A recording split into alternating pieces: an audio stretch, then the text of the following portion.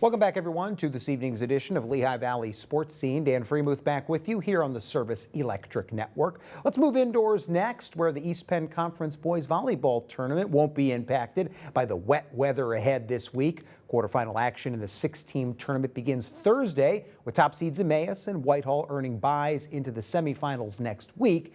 Nazareth, meanwhile, will host Deerfield in opening round action, while Freedom gets Parkland. The Trojans losing a three-way tiebreaker with the Blue Eagles and Patriots to slot in on the 5 line. But don't expect that to faze the 3-time defending league winners, who feel they're playing some of their best volleyball of the season at exactly the right time of year. An underdog in seeding, but certainly not in reputation, with Parkland having claimed 3 straight EPC crowns and 5 in total since 2015. It's been a year of patience and progress for Scott Trumbauer's group, returning just one key piece from last year's gold medal winning team in outside hitter Josh Nation. But the 24-year-old veteran bench boss feels his squad has finally found some consistency in its offense in recent weeks, which led directly to a strong finish to the regular season. The Trojans taking 7 of 8 matches down the stretch, falling only to EPC unbeaten Emmaus on the final day of the regular campaign.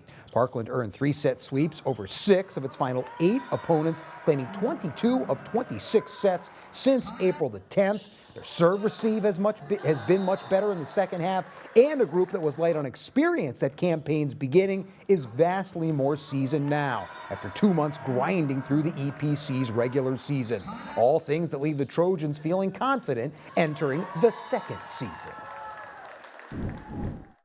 Yeah, just getting the consistency and the repetitions, and just like any other sport, it's like we have kids coming off other sports or long breaks from certain things, and sometimes it takes a little bit of time to get consistent. And we got to that point. I think it was 2 matches ago. I said to him afterwards, I'm like, I feel like we're starting to click a little bit. I'm not saying we're playing top of our game, but we're clicking a little bit. And the next game we built off of that, and it's kind of been a progression since then. So just seeing that progression has been a positive for us, and obviously now's the time we want to do that. Our serve receive has been super consistent throughout the past 6 or 7 games, and from that we've been able to run our offense, run free ball stuff, and once we can do that, we're a much better team than we were earlier in the year. Serve receive, big one. Experience is really what got us through. We have a lot of kids, they played on JV, they have no varsity time, and then we just had to get them some reps, and now everybody's ready. We're rock and rolling. Freedom, Whitehall, Emmaus, those all taught us really valuable lessons. They're not the same teams that we've been playing last year, and we're not the same team from last year. We can't expect things to have things handed to us, and now we know that, so now we're playing like it. Yeah, well, we need it. I mean, from now on, I keep telling them, we're only playing good teams.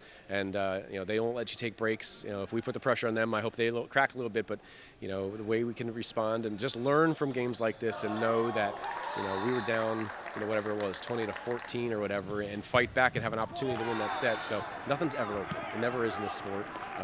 We just got to know that the teams are going to be, the quality that we want to see at this time of the year, but they're not going to let us take lapses very long. Communication is the biggest thing I think we learned from those games that cost us a lot of points, a lot of sets, and that we definitely should have won. And it just left a sour taste in our mouth from those losses when we know we could have won those matches. Now, Parkland was really tested right out of the chute this season, facing Freedom, Emmaus, and Whitehall through the season's first 3 weeks. That, along with an out-of-league showdown against District 3 heavyweight Exeter Township. But after a 5-set loss at Whitehall on April the 8th, the Trojans won 7 straight, before that aforementioned 4-set defeat to Emmaus on the final day of the regular year. Congratulations to Parkland senior Josh Nation, who was named yesterday as the East Penn Conference's most valuable player. 2 straight years now in which he's been recognized as a first-team All-Star after earning third-team honors as a sophomore back in 2023.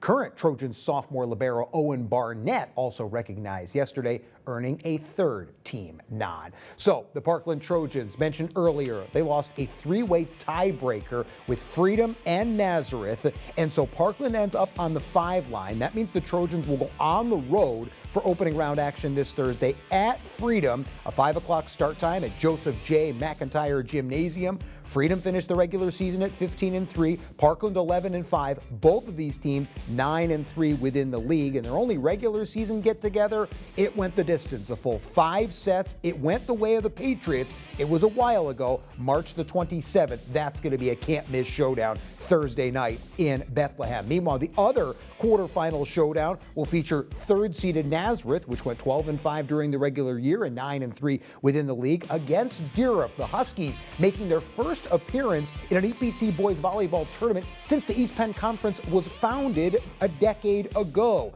Deerfield went 13-6 during the regular season, 7-5 within league play. That'll be a 5 o'clock start time at Raymond J. Nunamaker Gymnasium Thursday at Nazareth. The Blue Eagles swept the Huskies in their only regular season get-together. Ironically, that was also on March the 27th. The winners of those quarterfinal games will then advance to the EPC boys semifinals to take on Emmaus and Whitehall, respectively. The EPC boys volleyball Final Four will be a doubleheader at William Allen High School next Tuesday, 5 and 7 o'clock. The start times for those semifinal showdowns, with an EPC boys volleyball champion to be crowned Thursday, May the 15th.